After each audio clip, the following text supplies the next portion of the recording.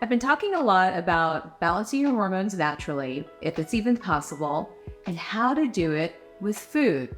One of the things that I really want everyone to understand is that food plays a really powerful role in your overall health. Food is medicine, but definitely in your hormone balance. And again, we've seen firsthand, I've experienced it with myself and definitely with my patients, how simple tweaks and the right choices in foods makes such a difference with your hormones. We're talking about thyroid, estrogen, insulin, progesterone, cortisol, and so much more.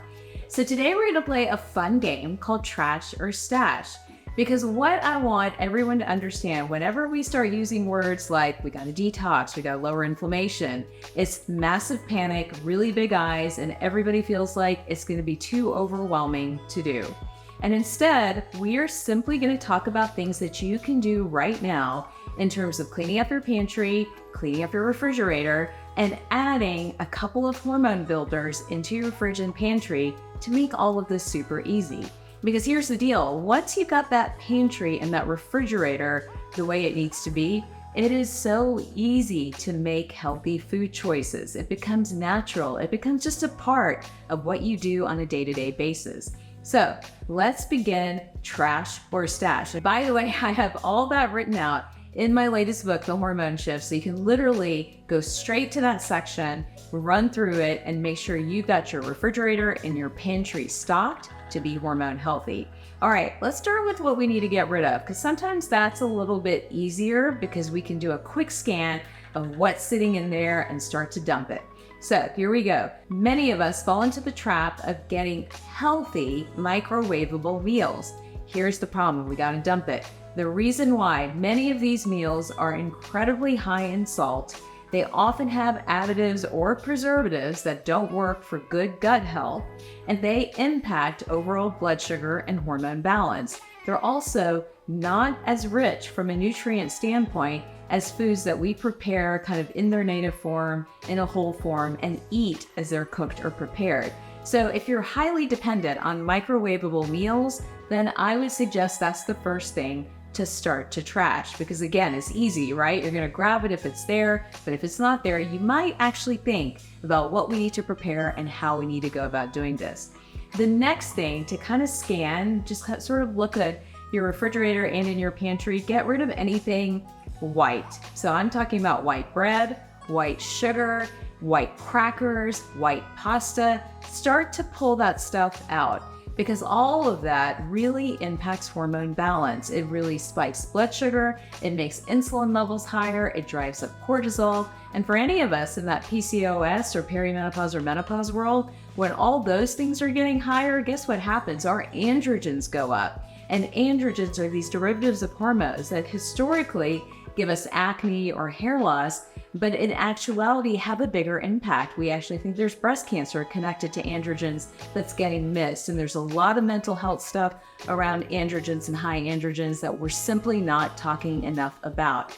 I talk about androgens and PCOS in this video right here. Don't forget to check it out if you want to learn a little bit more about that. But back to our kitchen. So we want to get rid of everything white bread, white sugar, white flour products, and start to replace it with some better alternatives. We'll talk about that in just a second. We're still trying to get rid of the bad stuff. One that we have to talk about is alcohol. If you've got a beautiful wine collection, just make sure it's not where you can grab it real easily. Because whether it is wine or vodka or tequila, you guys ask me this all the time, alcohol at the end of the day is alcohol, and it does create hormone havoc in so many different ways. Again, we're impacting blood sugar, we're impacting insulin and cortisol, we are impacting the androgens. We'll see those go up when folks are taking in too much alcohol. And we see everyone, children, men, women, everybody, our teenagers, start to shift into a pattern of estrogen dominance when they start to drink too much alcohol. So under a couple of drinks a week, not a big deal. Once you start to cross that threshold, then we know that there is a hormone fallout when it comes to heavy drinking. Maybe move your alcohol away from the main level or from the main kitchen, the place where you eat and drink on a day-to-day basis. It's a treat food, it's a sometimes food. It definitely shouldn't be something that's in your kitchen and accessible every single day. All right, so just to summarize, some of what we're moving out of the kitchen and out of the pantry: white foods, white flour foods, trying to get those out; white sugar, trying to remove that as well; dumping the microwavable meals for all the different reasons, including high salt and not really having the nutrient load that we need to build hormone; and then reducing and eliminating alcohol, or putting it somewhere where at least it's not easily accessible. All right, so that's a quick, like 4 or 5 things you can do right away to start to clean up your kitchen and your pantry to make it hormone friendly. Let's talk about, what we need to include in our refrigerator or pantry to really maintain healthy hormone balance using food. So we're gonna start with things that we know have made such a difference. So something like apple cider vinegar. Here's what apple cider vinegar will do. Taking about a tablespoon a day, diluted by the way, in a little bit of warm water, will actually help to reset your gut. It will reset the microbiome. It'll reduce something like candida, which is now an epidemic. Candida is an overgrowth of yeast in the gut. And here's the hormone pattern, so stay with me for just a minute. When we have a ton of candida in the gut, again, we're seeing that pattern, right? High insulin, high androgens, high cortisol, hormone health, right at our fingertips. Instead, simply adding a little bit of apple cider vinegar daily starts to lower that load of candida. It actually helps shift the microbiome, and the healthier our guts, the better our hormone balance. I talk a lot about candida in this particular video. Don't forget to check it out to understand how candida might be your core hormone issue. So in addition to apple cider vinegar, I also like using MCT oil. Now, MCT oil is a medium chain triglyceride found naturally in things like ghee or coconut oil. Now, what's the purpose of these fats and oils when it comes to hormones? So many. First of all, they're hormone builders. Remember, the bottommost layer of a hormone when we're trying to build any hormone is actually cholesterol. So if we don't have enough good, healthy fats in our system, then we're not able to build the hormone that we need. So adding in about a tablespoon of MCT oil, or even a 1/4 teaspoon to a 1/2 teaspoon of ghee, is an excellent hormone builder. But that's just one function. The other part of something like an MCT oil is that, again, it lowers candida and it balances the gut microbiome. It supports the liver in the digestion of fats overall. So with MCT oil and adding that into your daily diet and maybe following it, right? There's a great routine where you do a little bit of apple cider vinegar in the morning, you add some MCT oil to your coffee, and that's your morning routine. That in itself is a hormone balancing routine. You could start right there. And we're still only talking about foods. We're not even bringing anything else into the equation here. And just doing those 2 steps is supporting the liver, supporting the gut, balancing the microbiome, and setting that foundation for healthy hormone balance overall. All right, moving on from some of those ideas, there are some other foods here I want to talk about, like yogurt, for example, and kimchi, which you see. Both of those are high probiotic foods. Now, just like we need MCT oil to balance the microbiome, or we need, some of these other things to help with overall healthy hormone balance, high probiotic foods are so important in the conversation around hormones. I've talked before about something called the estrabolome.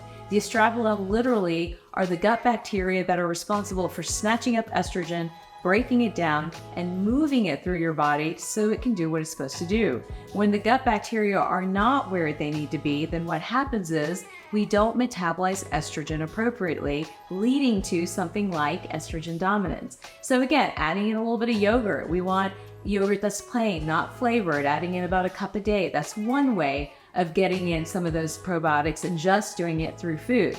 If you don't want to do a dairy-based food, you can also add in kimchi. Kimchi is fermented and helps the gut balance its overall microbiome. So here are 2 examples of healthy probiotic-friendly foods that are helping to really balance what's living in our gut, which in turn helps our hormones do what they need to do.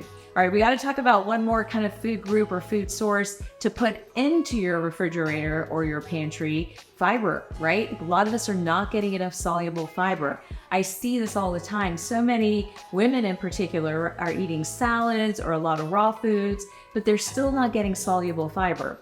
Soluble fiber creates bulk in the stool, helps to move all these toxins through, helps to move out these hormone metabolites. So think about adding some soluble fiber, whether it's a tablespoon of ground flax seeds every day, or a tablespoon of acacia powder or psyllium husk. All of these are sources of soluble fiber that will help to kind of balance your hormones. Now here's the catch. If you're getting this fiber in, but you're not hydrated, so we have to add that into our recipes when it comes to healthy hormone balance in food. If you're not well hydrated, then we know that you're not going to be able to move the stool through the gut, leading you to feeling uncomfortable and bloated. So if any of you have tried some of these fibers before and you feel like super bloated and uncomfortable, you're probably dehydrated as well.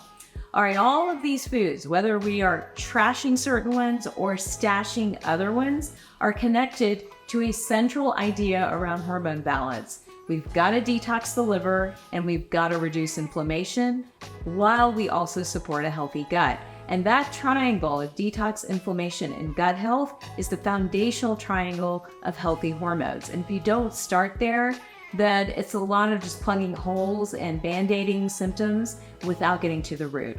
And I want you guys to be able to understand this. And I spell it all out in my latest book, The Hormone Shift. I literally walk you through the path from building energy for healthy hormones to then in turn reducing inflammation, helping your body detox a little bit better naturally, and then in turn balancing the gut, all through food before we do anything else. So remember, food is medicine. Food heals. It's an essential part of our hormone story. When I talk to people and patients, I think this is where we start before we get too deep into the conversation around hormone replacement therapy and all the other options that are out there. All right, I post new videos every week. Don't forget to like and subscribe and send me your questions. What else would you like to see? I am digging deep into the hormone world to make sure we all understand what we need to do and don't get confused by all the chatter.